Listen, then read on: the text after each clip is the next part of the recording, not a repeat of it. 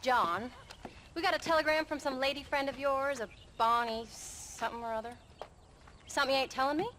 Bonnie McFarland. She's a friend. Saved my life when I went after Bill and nearly got myself killed again. Oh, and now you two's in the habit of sending each other letters. How very nice. It weren't nothing like that. What's it say? I don't know. I can't... Well, you know I can't read. Give it here. You read that thing out loud? I ain't hiding nothing. Dear Mr. Marston, stop. Need corn sacks. Stop. Emergency. Stop. Weevils and moths ate entire county supply. Stop. Can you help? Not exactly the most romantic request, now is it? I guess not. She saved your life, you say? Yes, ma'am. Well, then you're gonna have to help her and her family out. We've got a plentiful supply of corn sacks over near the silo. About the one thing Uncle didn't manage to have stolen while we was gone. Okay. Hurry back, John. And John, what's she like? You know. A little bit like you, I guess. She's a woman in a man's world.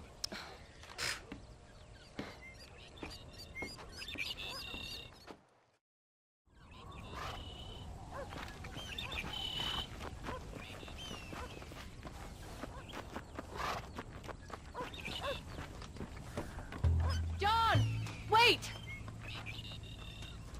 Maybe I should meet this McFarland woman. What are you waiting for?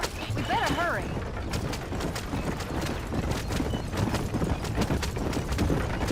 I don't think I can let you go off again without me. Fair enough. I'm glad of the company. You only had to ask. Ask?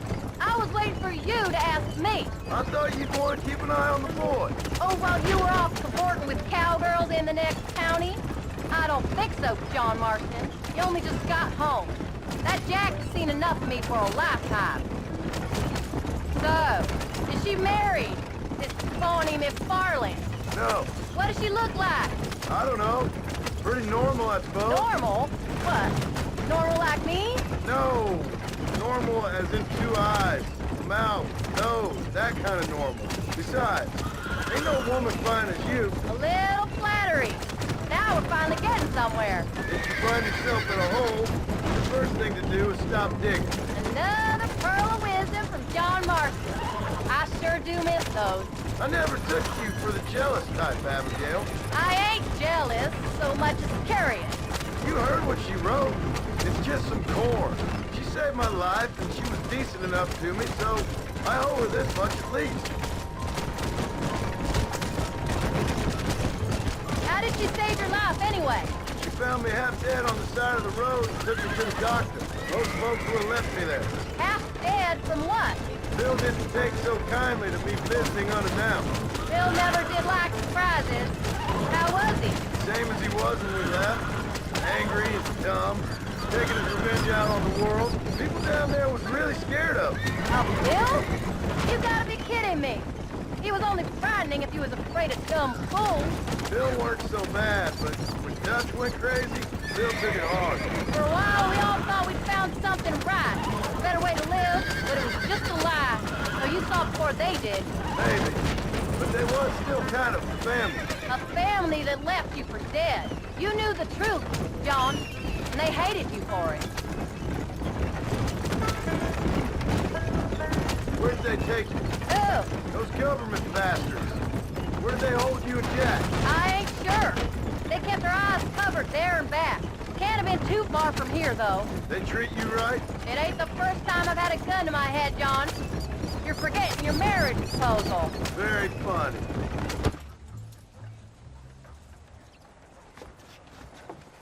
You came. Thank you so much. We lost the entire harvest. Miss McFarland, I'd like you to meet my wife, Abigail. Oh, ain't you quite the gentleman all of a sudden? It's a pleasure to meet you, Mrs. Marston. Likewise. Thank you for saving my husband's life, and for teaching the miserable goat some manners, among other things. I didn't teach him anything. I know better than to try to change a man. You should meet my father. Oh, people can change, Miss McFarland. John and I have to believe that more than anybody. This is a decent first harvest for you, John. You should be proud. That's good land you got there. How are you feeling, Mrs. Marston? From what your husband told me, it must have been awful for you. I've been through worse, and I knew he'd be back before too long. He can't cook a meal to save his life. Abigail, in my darkest hours, when I was most homesick, just the thought of one of your rat meat stews kept me pushing forward. Well, about as amusing as a weeping saddle sore, ain't he, Miss McFarland? If you're gonna start yammering about women's work, John, I'd say you might be in the wrong company. I'd say so, too. I never felt so outnumbered.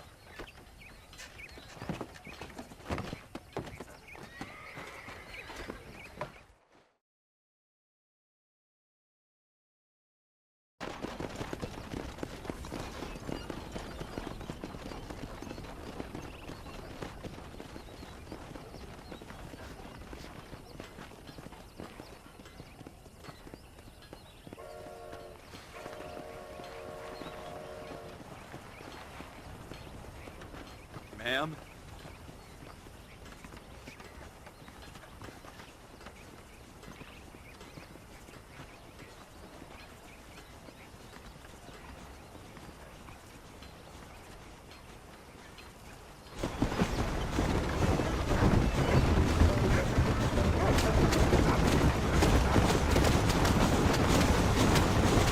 So that was the famous Bonnie.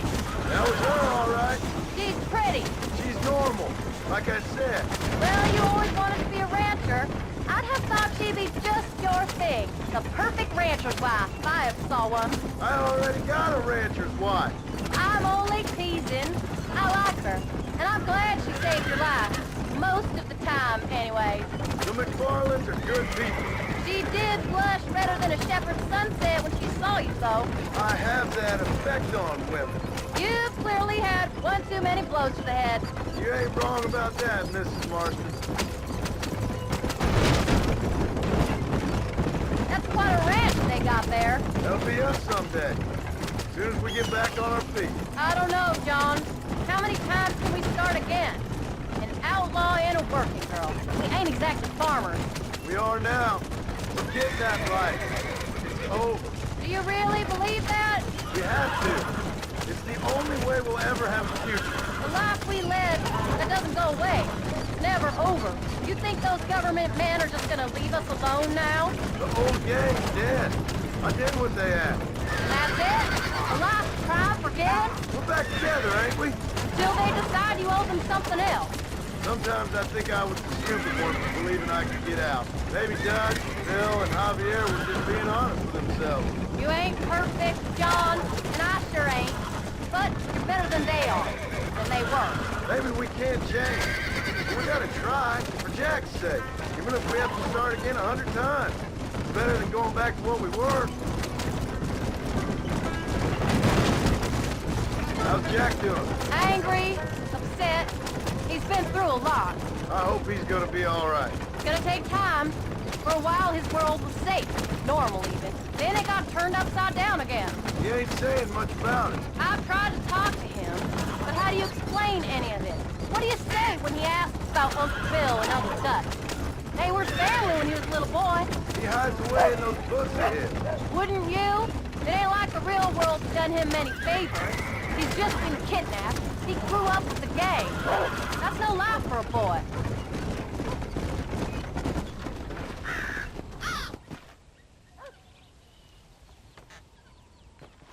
We did good today, John.